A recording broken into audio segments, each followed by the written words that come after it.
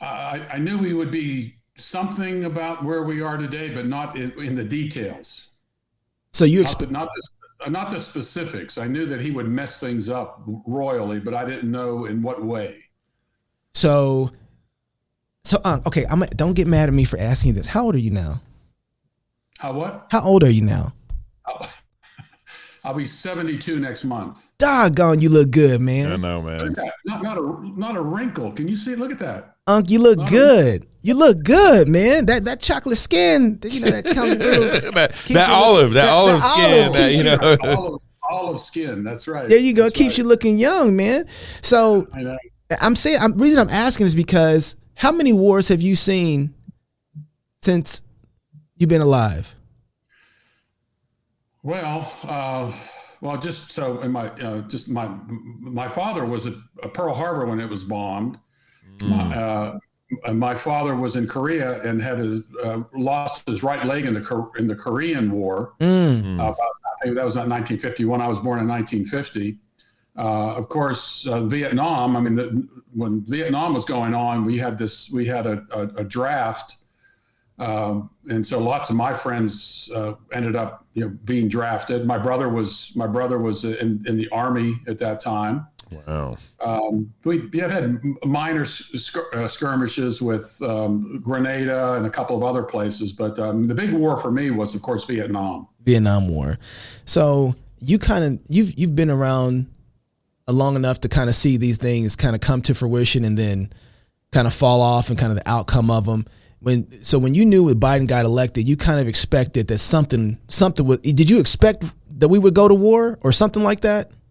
Well, just think of this. During Jimmy Carter's administration, you had the Iranian hostage crisis. Right. Yep. And as when Ronald Reagan was sworn in, a plane left Iran to bring those hostages back home. Oh, wow. So they knew. I mean, it was like Reagan's being inaugurated, and I think I saw a double screen with the flight leaving Iran with those hostages, because they were afraid of Ronald Reagan. And of course, I think the Iraq War was a complete disaster. We had no business being over there. We've seen that Afghanistan was a disaster, and we can only blame Biden on those things is because he supported both of them. Right. But that was, the Iraq War was a Bush disaster. Right. And this is, we need to look. I always tell people what you need to do is go up to Washington D.C. at that Vietnam Memorial, which a lot of people didn't like because it didn't glorify the war. It I think it's granite, just a wall of black granite with names engraved in it, 50,000 of them. Right. And yet today, Vietnam is thriving. What did we get out of that? What did we get out of Afghanistan? I mean, 20 years in Afghanistan. Right. Those poor families whose sons and daughters and husbands and wives were killed over there. You have to ask yourself the question, for what purpose, for what reason? And there are those today who want to drag us into another war with Ukraine and Russia. And there are big business. Look, there are big business interests in all this. We left $80 billion in equipment behind in Afghanistan. Yep. And you think, well, the war was profitable, and so now we left that behind. If we get into another war, you're going to have sons and daughters involved in this war. Yep. You're going to have hundreds of billions of dollars. I think the Iraq War probably cost close to $1 trillion. Yeah. We as Christians need to stand up against this. At the same time, calling both countries to account. I don't think anyone is guiltless in all of this, but Russia going to, bombing going into Ukraine and all this sort of thing was simply the immoral move. But we just need to stay out of this war. We need to do the best we can in order to get this thing to stop without sending troops over there. And I'm afraid that Biden, in order to show himself being a tough guy, may decide he's going to end up sending troops. Right. To me, this seems a little bit like World War III. It seems a lot of like World War II is happening here. You got Russia going after Ukraine, but you also have rumblings of China playing around Taiwan and flying into their no-fly zones. You got North Korea continuing to do their missile testing. To me, this seems like it could easily turn into World War III quick.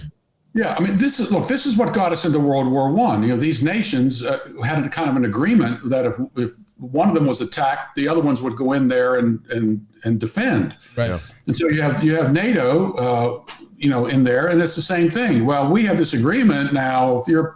If one of these NATO countries is going to be attacked, we're now obligated to go in there and fight this war. We need this. This is time to sit back and really assess our position in the world today. And getting in another war will be a disaster for the entire world. Mm-hmm. This will have ramifications like no other war ever would. And I'm not talking about the nuclear side of things. We are so now connected electronically around the world, yep. And we're so dependent upon that it would be devastating. It would just be devastating all around, and you'd see deaths that aren't necessarily war related as a result of this, I believe. Right. Okay, so I just did something. I got to tell you, you didn't even know you were going to be doing this, but I just posted a link inside of the stream that if you want to ask Uncle Gary a question as it relates to end times, it relates to Gog and Magog and Revelation and Roche, all the things. It's on the table right now. Ask Uncle Gary has just started. So click in the link. Come inside the chat room. It's in the Facebook thread. Listen, I'm going to tell you right now, I used to do this for a living, taking calls. If I don't like your question, you're gone. You're done. It might even be my own family. I'll hang up on you. I don't care. Right? So you better ask a good question, and it better be directed towards Uncle Gary, and we better all like it. So anyway, if you're feeling froggy, go ahead and leave. Click the link and come in here and ask a question. So, go ahead. So Peter Hitchens said when we had him on the show a couple weeks ago, he said he was actually surprised that Putin did attack Ukraine. He said he thought Biden was just trying to kind of distract from the horrible economy. That Biden was trying to distract from a number of things that were going on here in the U.S. And so he thought it was just all talk and no beer behind it, all foam and no beer behind it.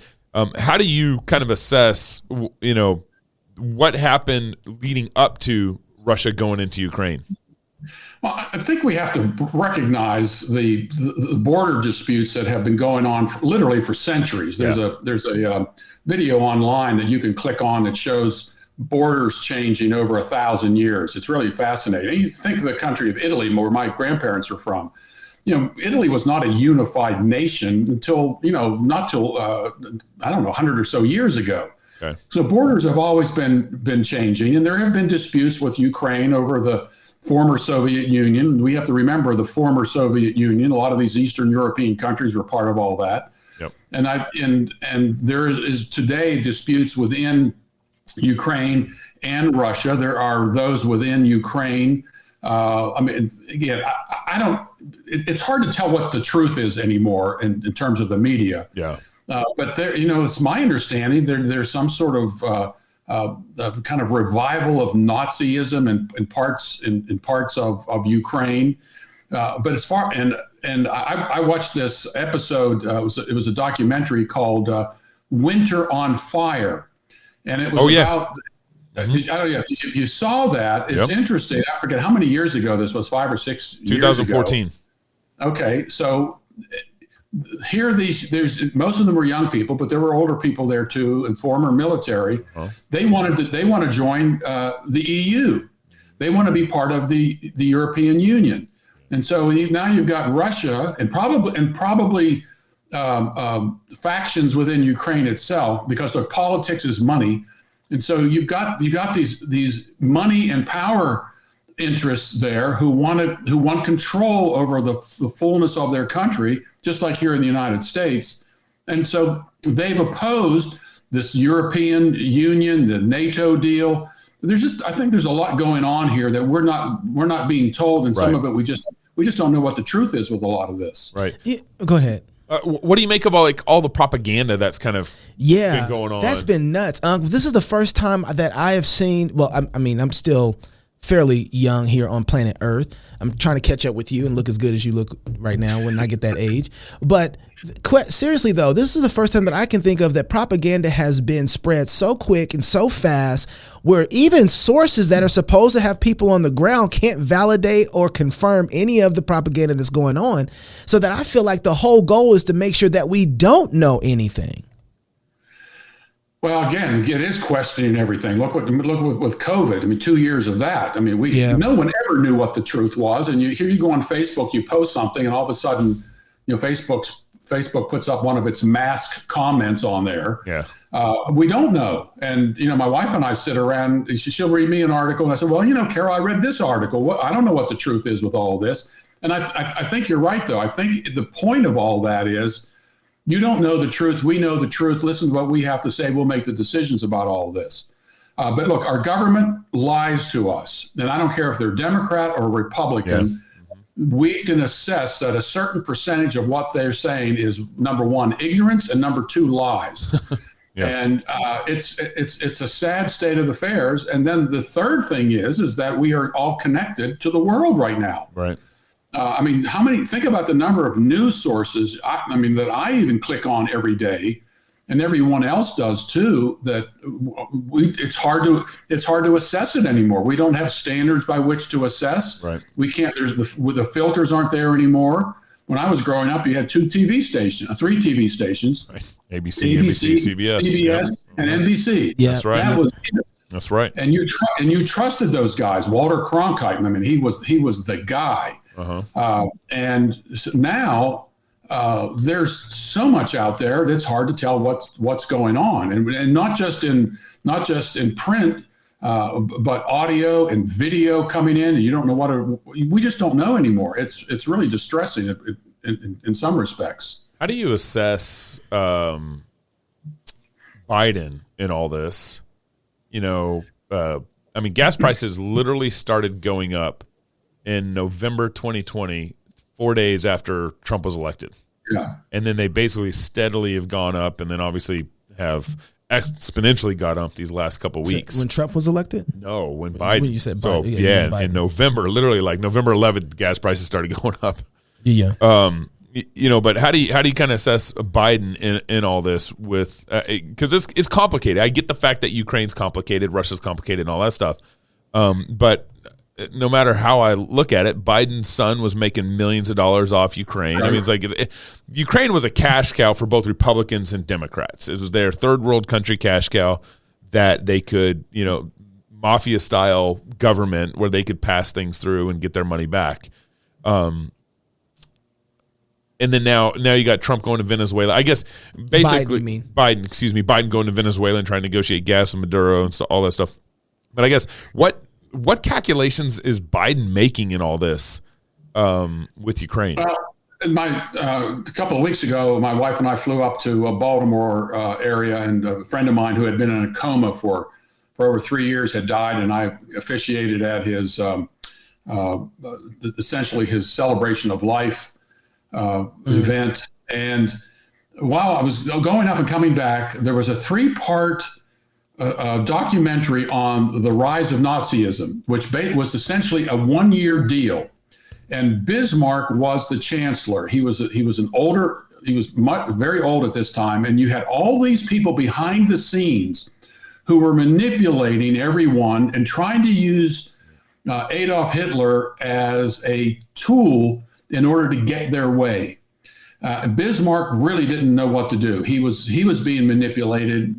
People were coming in and giving him information, say, hey, you ought to do this, you ought to do this. Let's make a deal with this Hitler guy and so forth. And we saw how that turned out. I think right now Biden really doesn't know what's going on. I think he's been being manipulated by very strong special interest groups behind the scene. They do want to cripple the United States in terms of its energy policy in order to push for their new Green Deal. Yep. And that, and again, look, you hate to be crass about this and be so simplistic about it, but it is about money and power. I mean, the people who are the spokespeople for Biden today are just saying absolutely insane things about energy. That somehow, if the gasoline goes up to $6 or $7 an hour, people are going to start going out and buy electric cars. Yeah. No, they're not. They're not going to turn in their cars for an electric car. Yep. Secondly, and the other thing is, where are you going to plug in your car? Yep. You know how many? It'd be interesting to do go online and find how many gasoline stations are there in the United States. Yep. And I don't know if you know anything about an electric car, but you cannot recharge an electric car as fast as you can fill up a gas tank. Can you imagine traveling 700 miles or so in an electric car and having to wait 30 or 40 minutes in line just to get in there to charge your electric car? And then after you charge your electric car, you plug it in, you got another 40 minutes. And then in the deep freeze, what happens to an electric car in the deep freeze? Doesn't go as far. Yeah, and just think if your battery goes out, there's nobody going to come with a charger in order to charge your car up. Right. So what will happen over time, I believe, is that electric cars will get better. There'll be more charging stations. They'll be able to work out the ability of fast charging. The phones today, they fast charge. But if you know something about a fast charging phone, if you ever pick up the phone and the charger, you put your hand around it, and what do you feel? It's a lot warmer. Yeah. Well, you can imagine what it would take to fast charge the batteries in a car like that. So this is not going to happen overnight. And then everybody thinks, oh, we'll have clean energy and so forth. Well, where are you going to get the power to power these electric cars? There aren't enough power stations in the United States today to take care of electric cars replacing gasoline-powered cars, and then you still got to go back to coal, oil, natural gas in order to fuel these particular plants. Yep. These people are insane, and we need to treat them as people who need to be committed. And the only way you can do that is go vote these guys out of office and put them in a political straitjacket. Well, Unc, why? Oh my goodness, I can't believe you just said that. We're gonna get canceled. We're already canceled, so who cares? But Unc, have you seen though that Biden has in this bill that he passed, his infrastructure bill, they got this plan in there for 15,000 new electric charging stations. So they're trying to solve the problem, right? Well, how much money went into gasoline stations? Yeah. Private money went into those. Yeah. Here we go again. The government's going to come in and do this, and it's going to be political favors. Who's going to get these charging stations? Where are they going to go? They're mostly going to be on highways, I suspect. But you still have the problem of we'll just talk about the science. This is not an easy thing to do. And if you let the free market take care of this, if gasoline naturally goes up, electric side of this thing will compensate for it, and we'll see an easy transition into electric cars if that's what people want, and if it's financially feasible. But forcing this on the American public, it just isn't going to work. And keep in mind that electric vehicles go all the way back to Henry Ford and Thomas Edison. So the idea of electric vehicles has had a long history among those who actually had internal combustion engines as well. They saw that this was something that was going to be possible. Yeah. You just need to let the market take care of this and get the government out of it. So in light of all of this, you have war that's on the brink. You have right now, it feels like somewhat of a famine with supply chains you go into your shelves at your grocery store and things are all out of whack. The last 2 years have been an absolute mess. It's just people trying to live and get work and supply and pay for bills. We've had probably more the whole nation now has been on some sort of welfare for the last 2 years. And then now with Russia and Ukraine and all the world conspiring one way or another to figure out which side they're going to be on, there has been an emergence of the end times conversation that has started back up again. That's right. That I'm not gonna lie. I thought we were done with this. You've spent a large part of your life, fighting and engaging with this battle, and it just felt like it was over after you got done. after I got done working for you for a year and hearing it all and reading your books and then settling this decision for myself, I just knew there was no more, at least in a really real way, after your work, that evangelicalism was going to take this kind of situation serious again, because everybody is seeing all the stuff that we talked about, all the things that they're afraid of with war and Russia, and they've all resorted back to, and I hear it in everywhere. We are here now. We are at the end times. World War III is about to happen. Here we go. What? And I got to apologize to you, because I thought, man, why is Unc writing another book? Yeah, on the end times. You know what I mean? Oh yeah, I know. My wife says the same thing. Isn't this like your 10th book on Bible prophecy? And because the same stuff keeps coming up again. I just think people are they're not aware of the history of all of this. I mean, keep in mind, Late Great Planet Earth came out in 1970. That's right. That was 52 years ago, and that book sold 26 million copies in the 1970s. Russia was agog. That was one of the chapters in Late Great Planet Earth. So Johnny Cash wrote a song called Matthew 24 is Knocking at the Door. You've seen my library. I have a huge library going back on the eschatology side of things. World War II, World War I. I just posted something on Facebook today from a commentary that was published over 400 some years ago, where William Greenhill has an entire single column, small type of all the different interpretations over the centuries on Ezekiel 38 and 39. Yep. This isn't anything new. Yep. The same Bible passages that were used 100, 200, 300, 400, 500 years ago are being used today. The only difference are the names of the characters involved. And the geography is the same. It's the same deal. And unfortunately, lots of Christians don't really read their Bible. They listen to authorities out there and what these authorities say and how can these guys be wrong, without ever actually opening up their Bible and look at the text for themselves to see what's going on. I think the next book you should write is actually on the mark of the beast and COVID and that actually might be a good idea. On the Ukraine-Russian war, like connect all that, because we've been being on Cross Politic, we're starting to get into some funny evangelical circles where, the COVID patent was 66606, number. And that whole world just kind of took off with that narrative. And then now you got the Ukraine-Russian war. Which has really been weird, because you can't get people to just – so, I learned my theonomy from you, right? Like I came into a theonomic world from working from you. And then from there I got into Rush Dooney, and then Gary North, man. Gary died, last week. Be praying for his family. Yeah. And had sweet times of conversation with him in the office as well. But one of the things that I learned was the spheres and the sovereignty of spheres and how they operate and who's in control in those spheres.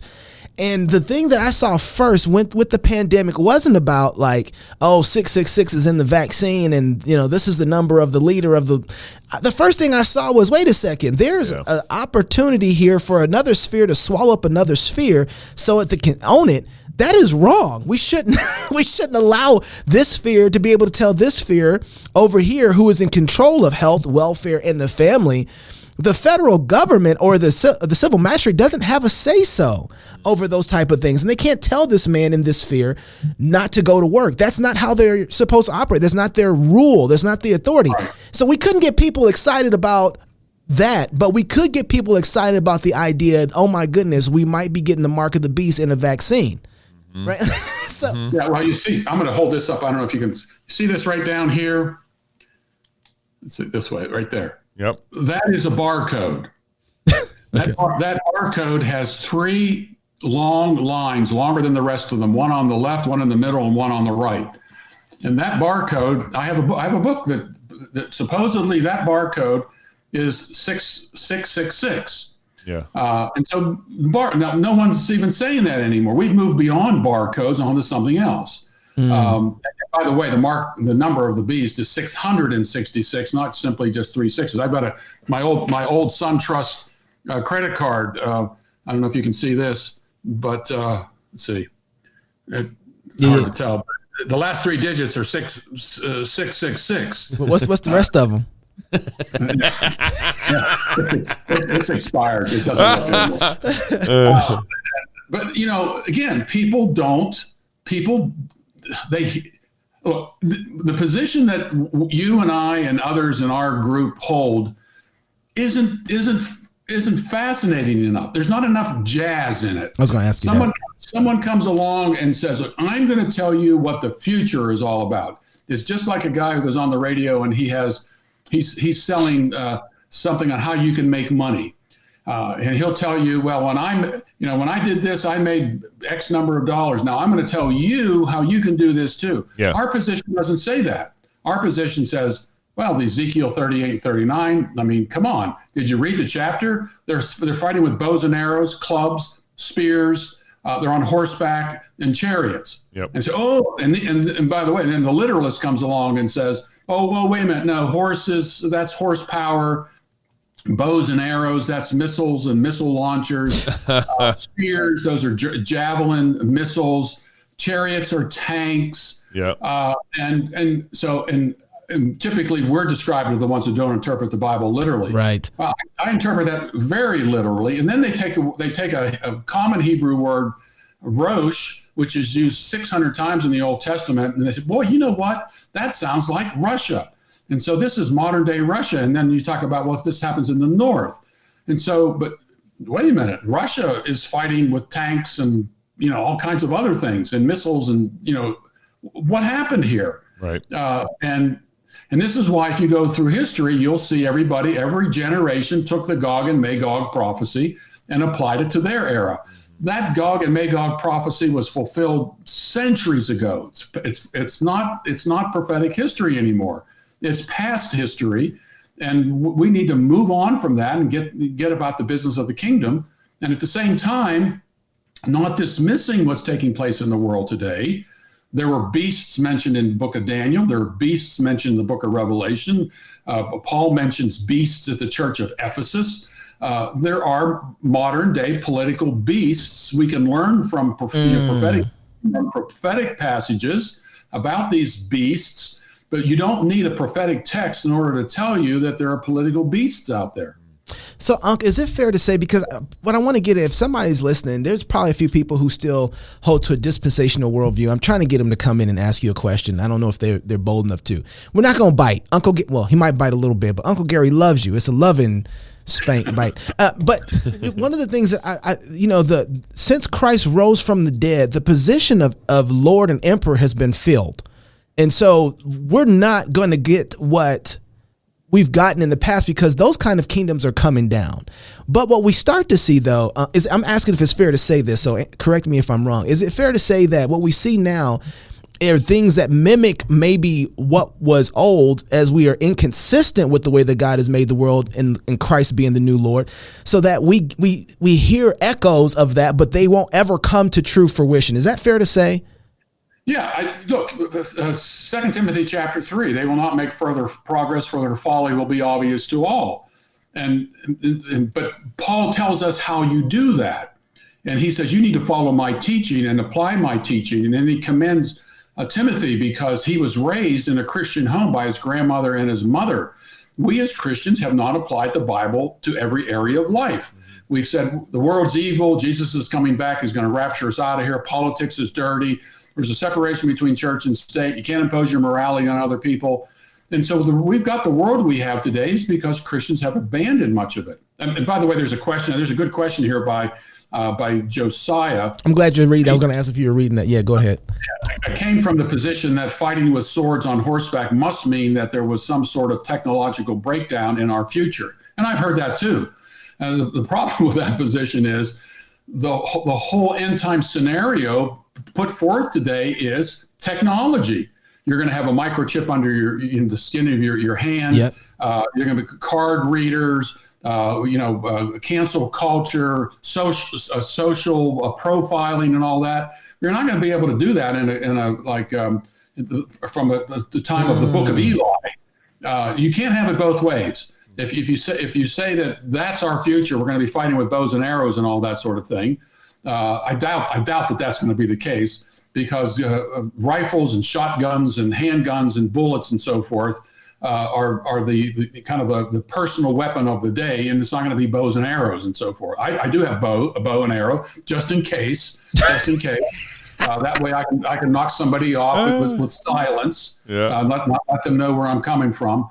But but this is what people have to do in order to take a portion of Scripture, completely out of its historical context, project it 2,600 years in the future, and say this is happening today. And I wrote a book on this called The Gog and Magog End Time Alliance, which deals with all this and explains what Ezekiel 38 and 39 was prophetic of, and why it's already been fulfilled.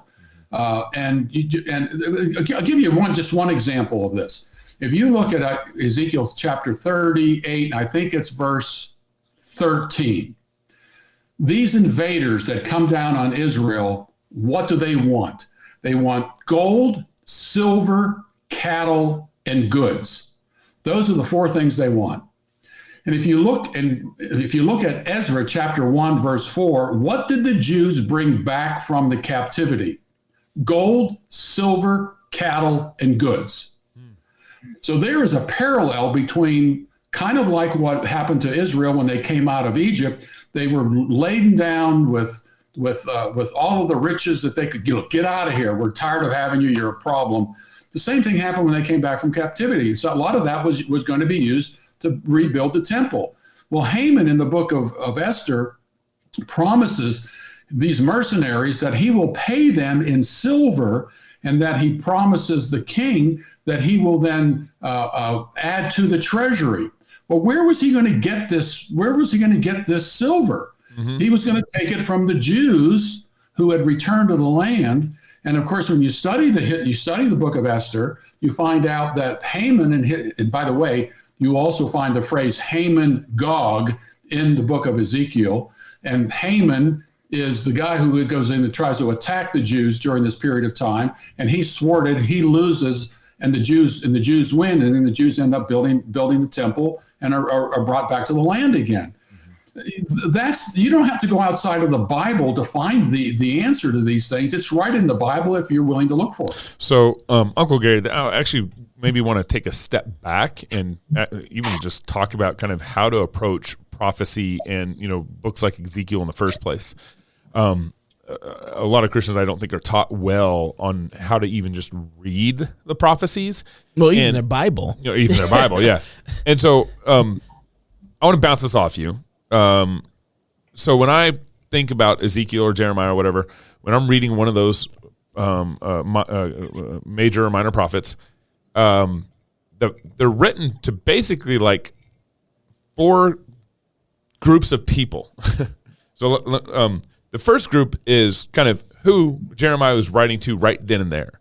The second group was overlapped. It could overlap with those who Jeremiah was writing to and who he was writing to for the fulfillment of those texts, of those prophecies. And then the third group is who Jeremiah was writing to when Jesus was going to ultimately fulfill those prophecies. And then the fourth group is kind of like us. Here we are. Like 1 Corinthians 10, these are written for your wisdom, right? And so I don't think being able to understand kind of the categories of how the prophecies should be read is really helpful. What are your thoughts on that? Someone asked a question about Bismarck or Hindenburg. Yeah, it was Hindenburg, not Bismarck. That's right. Yeah. That's right. Yeah. All right. Let's look at New Testament prophecy, because that's where that's where we are right now. Yeah. Ezekiel 38, 39 gives you the weapons, the nations that are there, Haman, Gog, all that sort of thing. But when you get in the New Testament, what you have to do is pay attention to the audience. To whom is Jesus speaking? Yep. And Matthew 24 comes up because it has wars and rumors of wars, verse 6 in chapter 24. Well, Matthew 24, Mark 13, Luke 21 aren't written in isolation of the rest of the New Testament. Right. If you look at Matthew's gospel, Jesus is at the Mount of Olives in chapter 21. And he's there 21, 22, and 23. And if you read Matthew 21, 22, and 23, it is a detailed indictment upon that generation. And just to show you why audience relevance is so important, Jesus's religious enemies understood. He said, well, Jesus is talking about us. About, they understood what Jesus was talking about. Then you get to chapter 23 in Matthew, and Jesus just indicts the generation of religious leaders. And he says all of the murders that took place from Cain killing Abel up until that particular time are going to come due on that generation. And he said it was going to come upon this generation, their generation. Jesus said, your house is being left to you desolate. So, and then Jesus says he comes out from the temple when he says this. So Jesus was in the temple when he said that. And that's why some of his disciples came up to him privately and asked Jesus about this. You mean this temple? The one that's being rebuilt, that was finally finished in AD 64. Are you talking about this temple? Jesus isn't talking about some new rebuilt temple. He's not talking about something in the future. He says, not one stone here will be left upon another. They'll all be torn down. And that was a reality. That took place in that generation. So how do you figure out what this generation means? Go and look in Matthew's gospel and see what this generation means everywhere else in the gospel of John or Matthew. You don't need to be a Bible scholar to do this. You just have to pay attention to the audience and the time frame of what's being talked about. And I don't see how anybody, when I first became a Christian, I didn't know anything about the Bible. I started reading the book of Matthew's gospel. I had my father's Second World War New Testament Gideon Bible. It's all I had. And I started reading in Matthew because, remember, late Great Planet Earth was going on. And I came across a passage in Matthew 10:23. There's some standing here. You will not finish going to the cities of Israel until the Son of Man comes. Then you got Matthew 16, 27, 28. There are some standing here who will not taste death until they see the Son of Man come in his kingdom. Then I got Matthew chapter 24, verse 34. This generation will not pass away until all these things take place. You pull all of that together, and I don't know how you come up with any other generation than the generation that Jesus was speaking. Right. But people don't know this. They just don't get it. They like the sensationalism, and they trust. David Jeremiah talks on this, or Joel Rosenberg teaches on this. John MacArthur teaches on this. You read these guys and you say, look, these guys just can't be wrong. They can't, who are you to come up and criticize these people? Yeah. I'm nobody. All I'm doing is I'm just taking you to the Bible to see what it says, and they would tell you to do the same thing. Right. So it seems like, though, I kind of want to do a couple of things. Maybe I'll say that for my next question. When we start talking about end times, we start talking about how this whole thing is going to wrap up, everyone feels like that there's going to have to be some sort of, and going through history, I really learned this about World War I. There's going to have to be some sort of massive form of destruction in order to be able to get us out of this, that bursts and brings forth something new. Whatever it is, whether they believe in the rapture or not, they're waiting for some sort of massive form of judgment, destruction to come. And so they see these wars. In World War I, they were expecting that whatever happened, they were going to rebirth this whole new world and culture out of war. They were expecting that. And I think in the conscience of at least American-minded people, we are expecting some sort of judgment situation to happen through war that cleanses and then brings about a whole nother world. Whether or not we say that, that's kind of how we talk. So then when you take away our dispensational ideology and worldview, we don't then know what fills that void or gap, because we're really expecting some sort of judgment to come in order to clean this thing out, because that's how we cleanse it, is through that judgment. How do you get people? Because at that point, it's not just a theological issue. It's a mythos for people, right? It's a narrative for people that they're anchored in, that even theologically it's deeper than that. Well, I think that is the question of the day. I'm on Facebook and people are criticizing me because I don't talk about, the the distant time where Jesus would return, and it could be 500, 1,000, 2,000, 15,000, 20,000 years in the future. Yeah. And I'm trying to deal with what's taking place here and now. And people are always saying, well, it's the already and not yet and all that. Look, friends, what David just said here is extremely important. World War I comes along and devastates Europe. And World War I led to what became World War II and the rise of Adolf Hitler and so forth. And every war, things get more concentrated in terms of power. The only way we can stop this is if Christians finally understand that the Bible applies to every area of life. We are ripe for judgment on abortion, homosexuality, transgenderism, just so many things. I'm surprised that it hasn't already happened. And 9/11, you would have thought 9/11 was a wake-up call. Yeah. But it wasn't. Look how quickly we got back to the same old ways of looking at things, like this kind of stuff, just it happens and we can move on from it. The next thing is probably going to be much more devastating, but that isn't necessarily the end of the world. That's right. We don't know what's going to come out of this. China. This is why getting the gospel out to these nations is so important. These Christians in these various nations need to stand up to these political leaders. We need to do it here today. I don't want to disparage those in the military, but there is this kind of thing in the United States today where, like the military can't do any wrong. Let's go get them, guys. Yeah. We're in a really tough spot, but I'm fairly convinced that there is no rapture that's going to get us out of this. And I don't believe that the second coming is going to get us out of this either. We're going to have to, just like God left it up to Israel through their judgments to get back to the basics, get back to the formulation of who is Lord, by what standard. We either learn that lesson now, or we're going to have to keep going through this, generation after generation. The Christians need to wake up. And this is one of the things I'm going to be talking about when I go to Boise.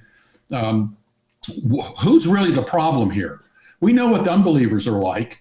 We know what their worldview is. Yeah. The question is, what's our worldview?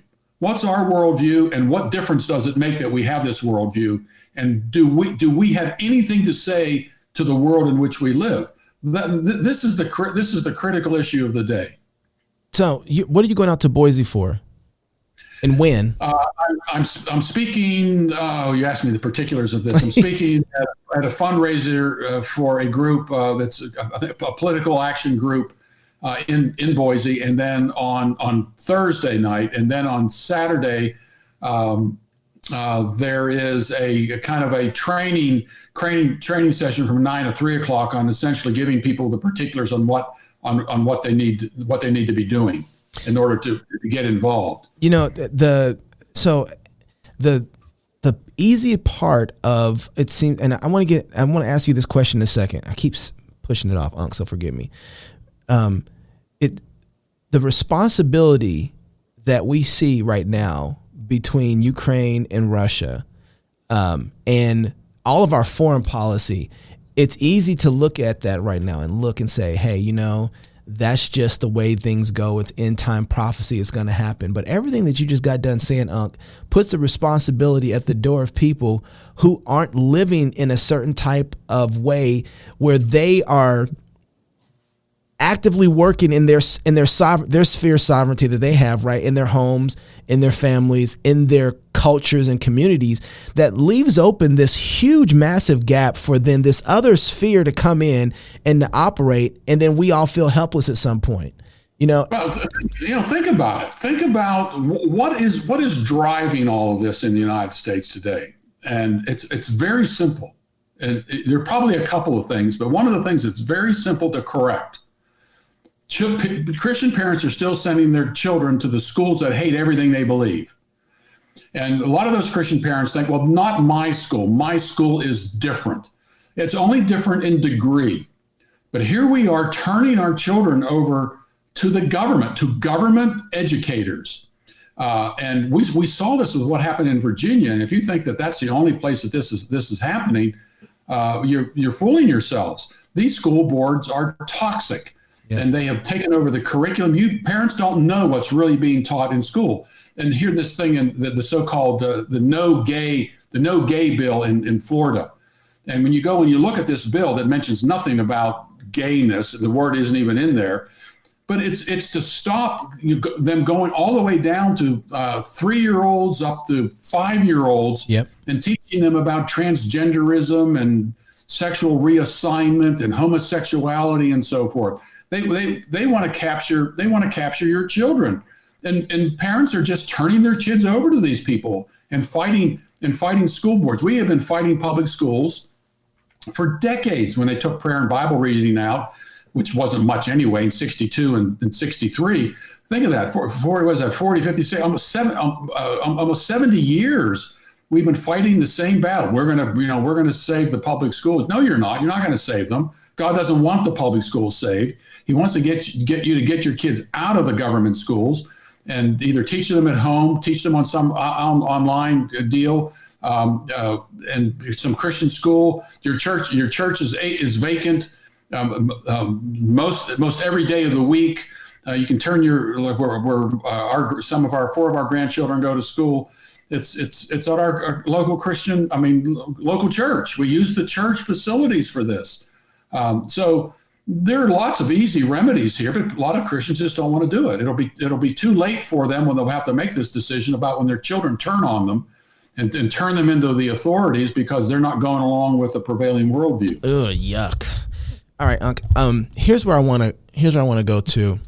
I want you to take my dispensational worldview that I have. I want you to remove it, and then I want you to put in place the right biblical worldview so that, I've realized that. So your eschatology and your narrative of Genesis and your understanding of your eschatology are all connected. Like, these two are not separate. How you understand what happened in the garden is actually what how you should understand what happens in your eschatological worldviews. And if you get one of these wrong, if you get Genesis wrong, you're going to have a messed up eschatological worldview, and it's going to lead you somewhere else, which is where we're seeing right now, which is abdication of responsibility all the way around. And somehow people are able to create this perspective on Genesis that seems right, but then when you come to the eschatology, it has no connection to the real story that's Genesis. That is the beginning, the metaphysical understanding of what man is and what he's for. And then you look at their eschatology and it's like, how did you get that from the whole intent and purpose of a human being? And what earth is and what it's for and what man is and what he's for. And then how do you even understand the gospel in relation to that? So if you can, try and distill shortly in kind of what dispensationalism probably better than most dispensationalists. And if you can kind of detach that, do surgery real quick and cut dispensationalism out, what people think that they hold to, because some people probably don't even know what they're holding to in dispensationalism. Chuck that joker out and put in something new that's supposed to make this engine run better. Okay, I'm going to make this as simple as I can. When you read the New Testament on eschatology, you are reading Israel's eschatology. That's what you're reading. You read Matthew's gospel, and it's all about a covenant lawsuit against the unbelieving aspects within Judaism. Now, keep in mind that the first Christians were, in fact, Jews. But this is what you're reading in Matthew, Mark, and Luke, not so much in John. You are reading Israel's eschatology. And it was in Israel's eschatology was local. We could read Matthew 24. Matthew 24, you could escape what Jesus describes on foot by going to the mountains outside of Jerusalem. When Luke says, when you see Jerusalem surrounded by armies, it's not talking about today. He was talking about then. That was Israel's eschatology. Israel's eschatology is over. It's done.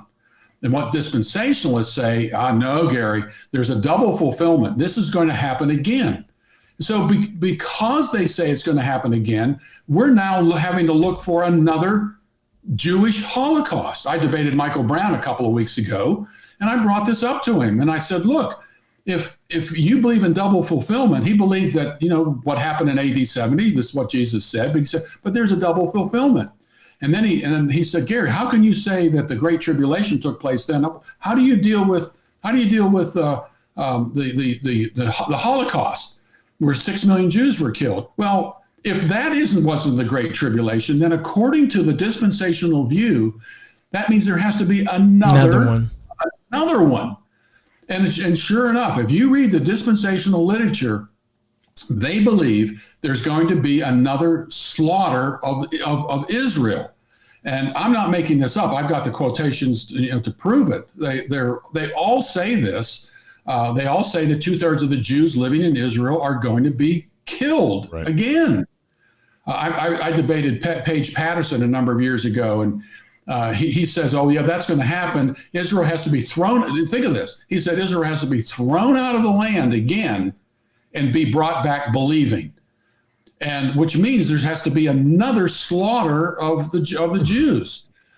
Look, what we read in the New Testament is Israel's eschatology. Our eschatology is Jesus is Lord. Jesus said, go teach the nations what I've taught you. Baptize the nations, teaching them everything that I taught you. That's New Testament eschatology. Jesus is Lord. We are the temple.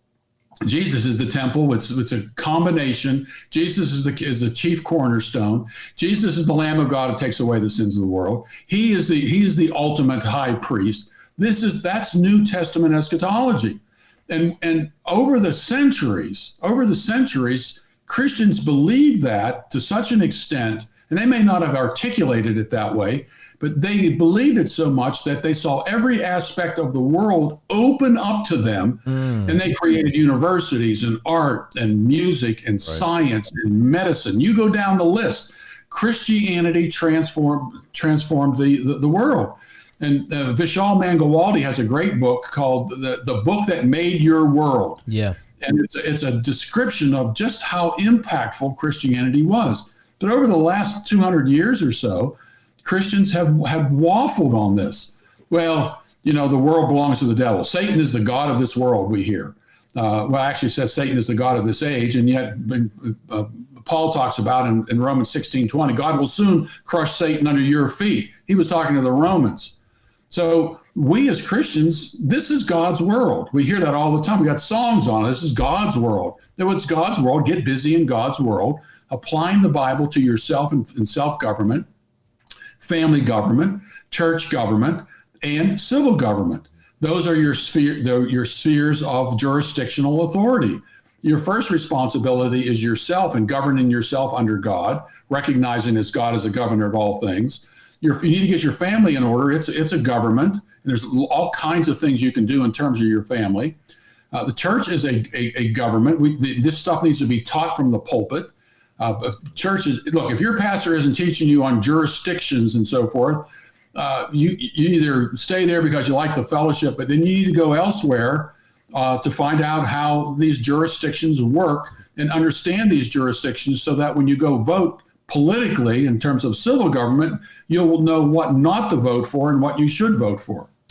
So I actually got a question getting into politics. You're coming to Boise this week, and you're going to be doing a boot camp. Yeah, we talked about that a little bit. Oh, you already did? Yeah. Did I miss that a little bit? You left. I go had to. We can revisit it. You've got the specifics of this. I just go where people tell me to go. You have the Knox didn't have the specifics? No. Go ahead. Well, this is kind of related to the event in Boise, but one of the things that I've noticed over the last couple of years as I've, journeyed into politics, ran for county commissioner, stuff like that, is just how complacent and uninvolved conservatives are. We lost our city council election last November to our city council in Moscow is all liberal, but only 30% of conservatives showed up to vote at the booth here in Moscow. Yeah. And so of course we lost. I mean, if we had, I think the numbers were, if we had 60% show up, then we would have, probably tied or been close. It would have been a close race. So looking at the end time stuff. And go ahead. Politics is dirty. Jesus didn't get mixed up in politics. There's a separation between church and state. We can't impose our morality on other people. You've heard all these things from Christians out there. That's what we're fighting against. Uncle, I think it's worse than that. I think it's worse than that. I wish it was as easy as that. You know what I think it is? That's what I think it is. I think it's I can solve the problems that you just got done naming because I have argument for those. When somebody goes like, I don't care so much about local politics. Right. Or, it's okay, whatever. That's worse to me than all of those other theological. I can fight those positions. It's the, And of course, a lot of Christians like big government. That's what I mean. They like free education. What do you mean you take my free education? What are we talking about free education? There's nothing free. Right. So I don't. It's the apathy. They don't. There's no care whatsoever on that level. There's no drive to it. So that I think that we think way more national than local. So that if it was something that was like presidential, we might feel more drawn to. If it was governor, we feel more drawn to. But just on the local level, when it comes to our local politicians, it's hard to get. I was in Alabama. And I went to, I can't remember the name of it, Eagle Forum. And man, God bless them. It was full of ladies, Unc. It was full of ladies and old ladies. It was full of a lot of old ladies. And there were maybe one man there, one man out of all the ladies. And I was watching this. Eagle Forum was started as a woman's movement by Phyllis Schlafly. So it's not an accident that there's probably mostly women there. But so, you're right. There's one guy was there. And I'm sure they would have loved to have more men because here's what it was. They couldn't get people engaged on the local level to come out to these events. One of the events that was going on was the transgender movement was having some sort of law they were trying to get passed through the Senate. And there's these guys who show up dressed up as women who are trying to debo and punk these old ladies who are there trying to speak against them, and I'm sitting here saying, wait a second, like this is we're not caring enough that we send great grandma and grandma and our wives out in the front lines to do battle against men dressed like women. It's no wonder why we're losing in one sense or another. We're not caring so much about it, and I'm praising God for these ladies because they're in one way or another they're lifting up some sort of fight. But when I heard what was going on, one of the ladies was telling me, oh yeah, they're nasty. Oh yeah, they're nasty toward us. And I was part of me just, these women have seen them. I mean, these old women, they've been around. These young people, life is too good for them. In fact, I think it goes along with this question that Stephen Caswell asked. He said, Martin Lloyd Jones held a spiritual historicist amillennial view, and would cite, presumably summarizing his position, the Matthew 24:37 passage as it was in the days of Noah. And if you read this passage, and this brings us back to this. Let's see, verse 38, for as in those days, which were before the flood, they were eating and drinking, they were marrying and giving in marriage until the day that Noah entered the ark. And so what you have people going on and doing during this period of time where Jesus says their generation was going to suffer this judgment, they were just going on with life and said, well, I don't believe what Jesus said. And, life is just going to go on and on. There aren't going to be any bumps in the road. And they were just like those before the flood. And now I'll add on to this. And the flood came and took them all away. And the point there is that the ones who were taken away in the flood were those who disbelieved. The ones who were left behind were Noah and his family. Right. And so I think what we've got a kind of a generation of people today who are eating, the restaurants are open now and we can go out, we can do this and we can do that. We go on, life is normal, and none of this stuff is going to come and harm us. And it's the same sort of mindset. So during this period before the destruction of Jerusalem in AD 70, there were the scoffers who said, what Jesus said about this, that's not going to happen, and so forth. And they were rude awakening a few years later when the Romans came in and swept them all away. Yep. And I think the same thing is happening today. We've got too many complacent people. Life is good, even though gasoline prices are heading, north of, $5. Life is still pretty good. And it's not as bad as it could be. Right. But there is this creep that's taking place. Bit by bit, we tolerate more and more and more and more. You can't watch a commercial, you can't watch a TV program without some transgender or some homosexual on. We've let this happen. We really have. It's unfortunate, but Christians in many respects are somewhat to blame on this. It seems like part of the problem is actually just the church understanding how to pass things well off to the next generation, kind of a covenantal, passing of the baton. Previous generations been blessed. America's been blessed. We got 2 cars, TVs, all that stuff. Well, we've done a great job of passing on certain things to the next generation, which is why we're doing so bad. Right. But we can't pass faithfulness down. Right, faithfulness why is the church not able to pass faithfulness down, especially faithfulness in the midst of blessing? Well, and I think this is. I want to ask you one more question. You got a second for one more question before you go? Yeah. I'm just trying to find this event I'm going to so I can give people specifics if they're in the Boise area. Yeah, there is, because I want to talk to you about foreign policy. So while you're doing that, I want to talk to you about the way, because I think biblically we understand the sovereignty, the sphere sovereignty, and how they're supposed to operate. And then when we get to the nation part, the civil magistrate part, we really break down on foreign policy. And I want to talk just a little bit how we as Christians need to think about foreign policy, but. The answer to our problem, to fix our problem, is an easy answer that requires a lot of hard work. And there really isn't some magic trick, some magic thing to plug into, Gabe, that we get and that fixes our problem. This is so simple. And once you get this, man, you can almost change the world. If you can really get your home in order, if you can really start applying God's word right in your home. I had a spat the other day with my 2 children, and I sat there and watched for a second and see if they were going to figure this thing out. And when they couldn't figure it out, we had to have a court case. We had to have a court case, and I was able to bring witnesses to the table. I was able to apply everything that I learned from Scripture. I said, guys, how am I able to come to a conclusion about this? Because I'm using the word of God and I'm applying it. And so that's how we came to a resolve.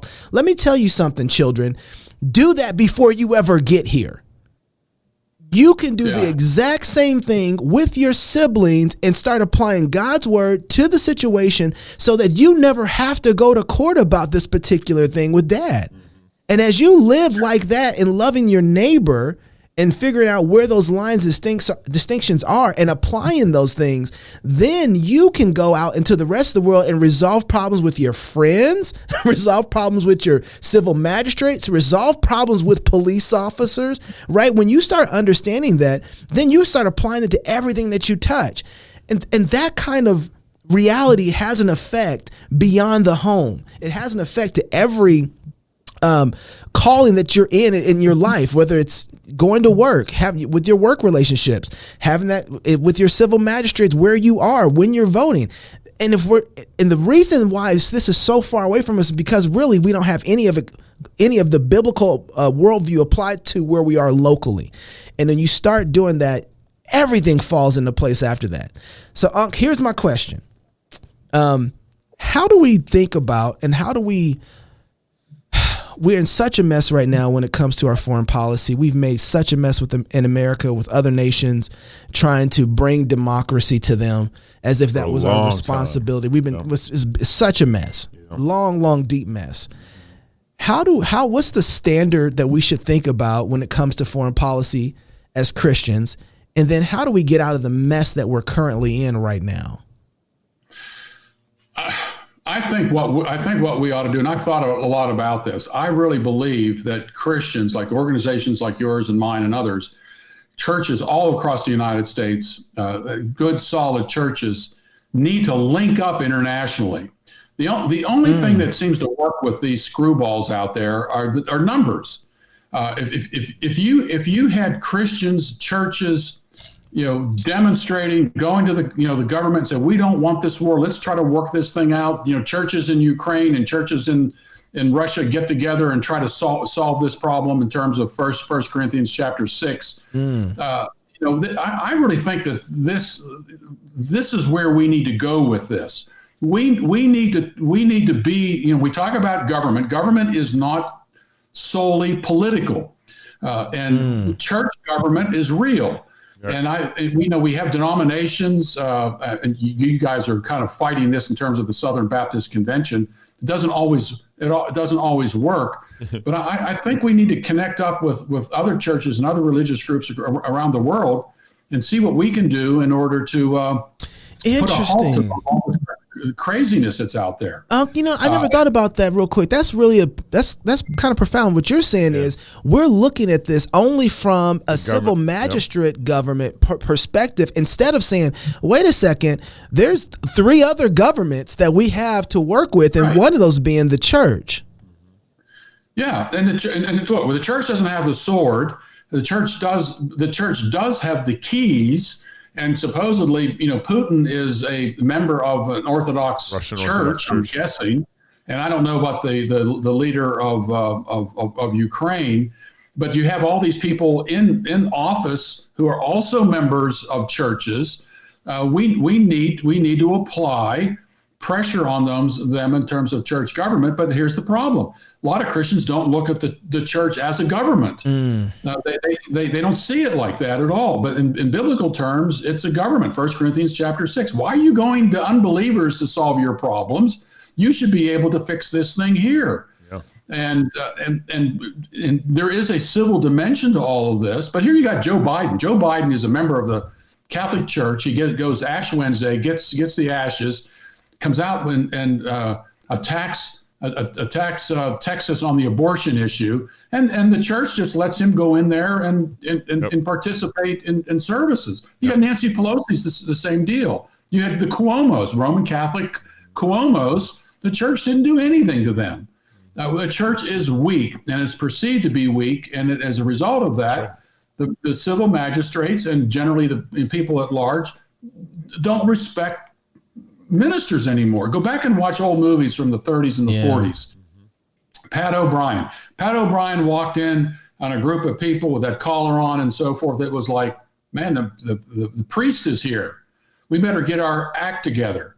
And today a minister walks in and it's like, this guy doesn't have anything to say to us. We've lost our respectability because we really don't have anything much to say to the world at large. We're not saying it to our families. We're not saying it in the church. We're not saying it in the business community. We have a lot of work to do. And, the Bible talks about judgment begins with the house of God. It needs to start with us.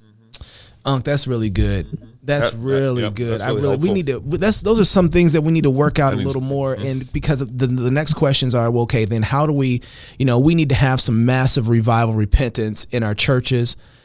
Self-government with ourselves, with our churches, because we need to restore that type of authority. We've given over that type of, this is where education too belongs to the family. There's a real government there, but when we've given those responsibilities and duties to the civil magistrate of all, that everything is, listen to the State of the Union was watching your Uncle Daddy talk to you. That's right. Right? You're going to have this. We're going to take care of that. We're going to cure cancer. Your car's going to get better wheels, and you're going to have better roads, and you're going to have better education, and I'm going to cure cancer for you. And it's like, wait a second. That's my dad who's supposed to be taking care of those things for me. That's not you. Yeah, that's right. And so all those things have become something that's a maternal, paternal reality inside of our government that we got to get rid of and put those things back into because it's become religious too, and put those things back into the sphere that they're supposed to be operating on. We need to do some more thinking and work that out. Pastors need to teach us. Let me give you this info here. I got it here. It is the Idaho Family Policy Center. Yeah, that's right. They're going to have a biblical activism boot camp on Saturday. Yep.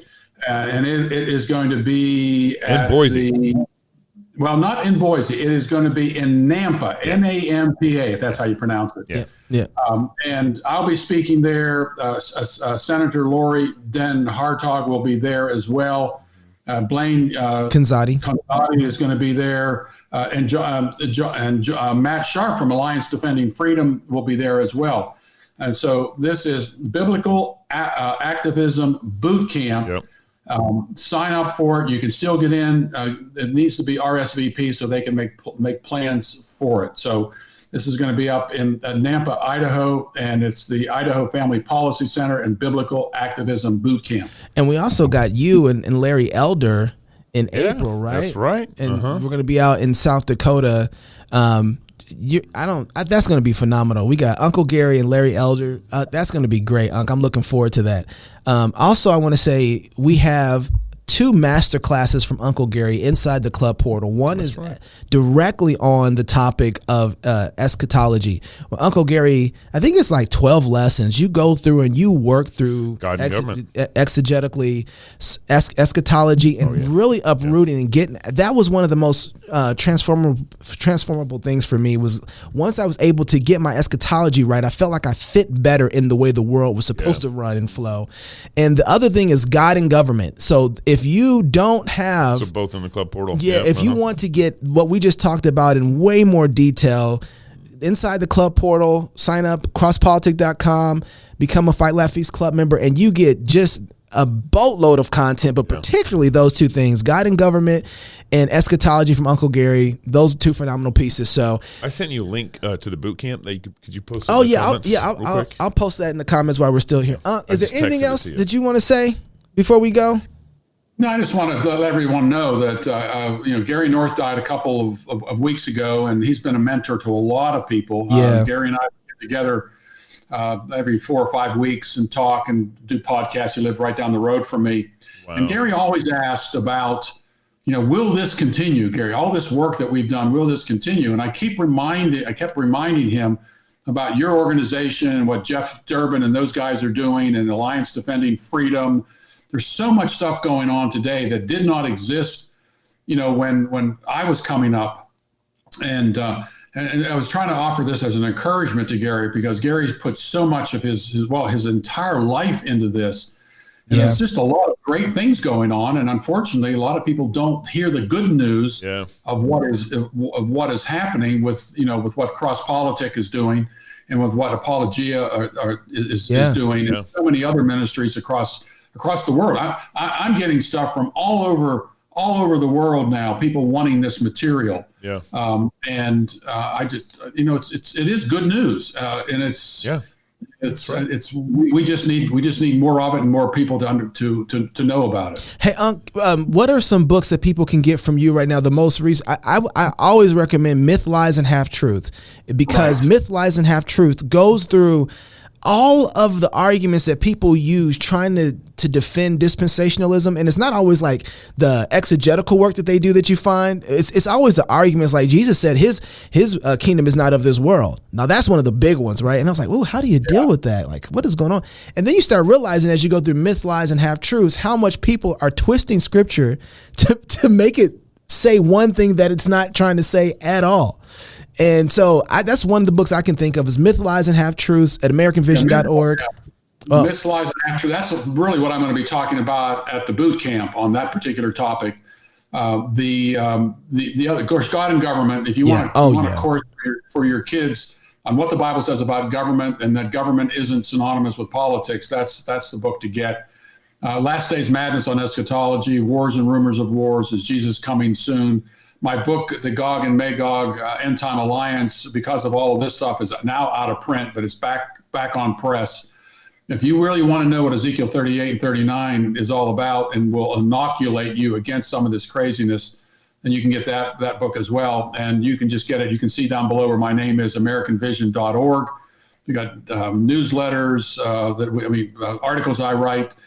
We actually have a podcast that we do for you guys. That's right, on the network. We do one of those a week. Heavy lifting with Uncle Gary.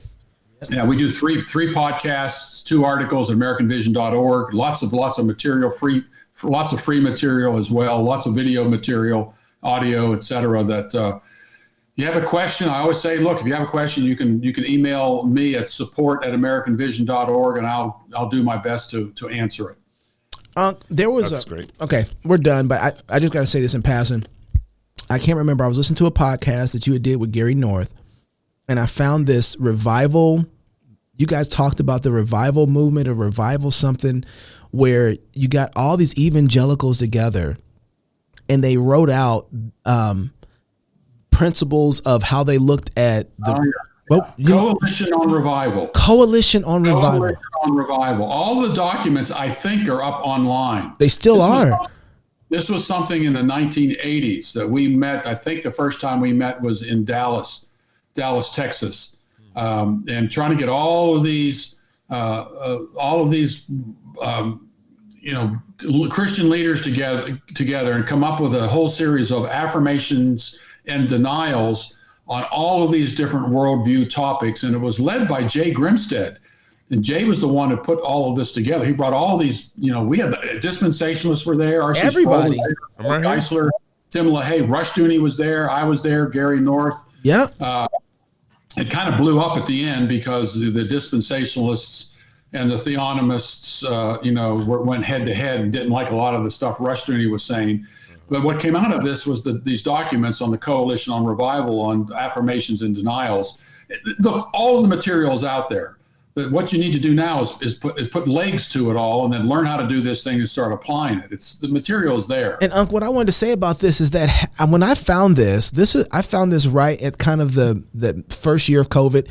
I realized that back then, had we adopted these principles, regardless of your denomination, what it lays out about the responsibility and role of the government and the role of the family and education and economics, these were phenomenal, Unc. If we would have adopted these principles in the 90s, and we would have been in a completely different place theologically. Yeah.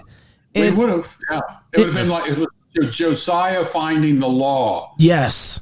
Buried all this time. It's always been there. Yep. And it's just, let me just tell you, pastors are afraid of this stuff. They are afraid of it because it calls on people to be responsible, especially when you start talking about, the modern day church, which for many people is public schools. It's going to take some sacrifice. People in Ukraine right now, they're being displaced. Their places are being bombed and so forth, and they're trying to stand strong. All we have to do is just take our kids out of the government schools and we take control of their education. It's going to cost you some money. Sure, it will. It's costing you money now. Yeah, it is. It is. Oh, absolutely. Yeah. You go to the gas pump, you just got taxed $2 on every gallon of gasoline for voting for what's his name? I'm forgetting. Joe Biden. Yeah. So there you go. Where are all these people who say they voted for Joe Biden? We don't hear a peep out of them. Yeah, where's the 80 million? I can't find them anymore. They're having buyer's remorse. Remorse, yeah, buyer's remorse. So that's and I talk to you all day. I'm gonna let you go because Reformation.net is people need to go there. Dr. Jay Grimstead and the Coalition on Revival. You have to go check out those affirmations and denials because when I found that from listening to your podcast when you were talking to Gary North, I realized, and this is so important, I have jumped into the middle of a historical narrative and I don't even know what was going on before I got here. You know what I mean? I jumped in the middle of something thinking that I know something and I don't know nothing. I got here and there's been these guys and thinking new work needs to be laid down, new tracks need to be laid down. If only I did this. When watching you guys have gone through and laid such a great foundation. And if we can just dust this thing off and say, oh, okay, and repent, man, and I don't think it's that pastors are necessarily afraid of responsibility, although I think that's part of it. All of a sudden, the Southern Baptists are having a problem because for the first time that I can think of, they are not fighting something that's an internal fight anymore. They are having to create and work through external situations that are applying to them now, in the sense that laws in government are starting to affect them and where they're at. And before, it's okay to have these battles when it's just inside your little seminary. But when your government and when the civil magistrate starts imposing on you, even John MacArthur had to repent. Yeah. Hey, John, you ought to give John MacArthur lots of credit. I do. Yeah. He stood up and some people say he's not a dispensationalist, but he has an end time view. He is. That's pretty much opposite of what I believe and what R.C. Sproul believed, and they were good friends. Yeah. But he stood up, and it took a big risk, and I think his position on this has changed over the years, and if more and more churches would do the same. I don't think churches are afraid so much of teaching this stuff and not on the responsibility side. I think they're afraid because there are a lot of people in their church who don't hold to the same values that they do because they've never been challenged on them, and they're afraid of losing portion of their congregation, because I bet you there's a good percentage of people in a lot of these churches out there who voted for Joe Biden. And you start talking about these policies that are Democrat policies, you're going to find a lot of people ended up leaving the church. And with churches with mortgages, it becomes costly. See, I think you might be right. Here's what I really think it is. When you start thinking like this and you start having this type of perspective, your whole theology has to shift. Agreed. And the only thing I haven't done, I've given big kudos to John MacArthur and Phil Johnson, those guys over there. I salute those guys. Are my father, brother. I appreciate them all day. Yep. But it's not. They've created themselves though now a glass house that's not too hard to throw a pebble and crush. Because if it's true that the civil magistrate doesn't have any authority over them, and when they should have service, they've opened up a can of worms on then what does the civil magistrate have authority over? Yes, what does the church have authority over? It's called theonomy. And what should the civil, because you can't say what the civil magistrate can't do without saying what he can do. Right. So now they have to come up with a new theonomic law in order for them to be able to hold their argument consistently. And so the problem is when you start acting that way, and see, for the first time, Unc, it wasn't just a theory. It wasn't just us having a conversation, an argument back and forth. The civil magistrates start touching their world. And so now you have to come up with a worldview to supply this. And so it's that if they actually start living this way before the civil magistrate comes in, the fear is, oh my goodness, I'm going to have to readjust and recalibrate my whole theological worldview. Everything has to change, from my eschatology to my understanding of anthropology and Genesis. All that stuff has to shift because the world that they're living in right now doesn't comport in a lot of ways to the reality that we're in. And so it's easy to remain an atheist until I steal your fries. I think that I think that they are actually having to live that. They're forced to have a standard. They're forced to be pushed into say, well, that's now right. I got it. This is what an objective standard. Uncle, this is what you and Gary North and Rushdoony were pushing for years. Yeah, decades. That's why I wrote God and Government. God and Government lays out in 30 chapters, covers economics and education, how to care for the poor, taxation, the whole bit, the various jurisdictions that are out there, separation between church and state, constitutionally and biblically.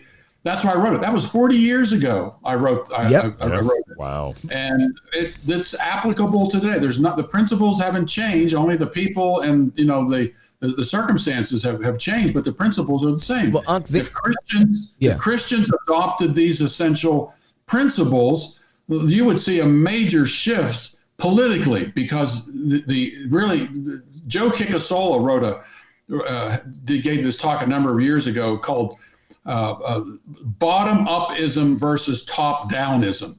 You're never going to change the top until the bottom changes, and you get what you vote for. So what we have at the top is because the majority of people voted for what's at the top. Yeah. So if you want to change the top, you still got to go out there and do that in bits and pieces. But ultimately, what's going to happen is you've got to change the bottom, and that means us. Yep. Appreciate you, Unc. That's so good. Grateful for you. We'll talk soon. All right. Thanks. Bye. Thanks again. I appreciate talking to you guys.